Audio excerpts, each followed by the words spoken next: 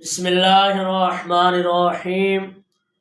ایک بھائی سوال کرتے ہیں کہ کیا عصر کی نماز آخری 20 منٹ میں پڑھی تو نماز ہو جائے گی یا اس نماز کو دوبارہ پڑھیں؟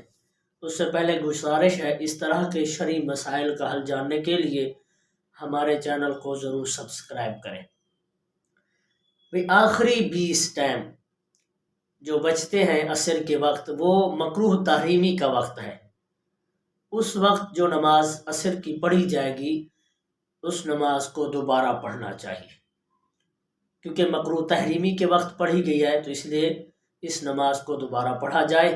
ہاں، البتہ کوئی شرعی معذور بندہ رہا، شرعی مجبوری رہی کہ کسی کام میں مصروف تھا، پتہ ہی نہ چلا کہ اچانک ٹائم دیکھا تو تھوڑا سا ٹائم باقی تھا، اس وقت پڑھ لی، یا اسی طرح گھر میں مہمان آ جاتے ہیں اور ہماری مائیں بہنیں کام میں مصروف تھیں اور پتہ ہی نہ چلا، آخری وقت آن پہنچا، تو اب یہ نماز پڑھ لیں تو ان پر گناہ تو البتہ نہیں ہوگا، لیکن انہیں بھی دوبارہ نماز پڑھنی چاہیے۔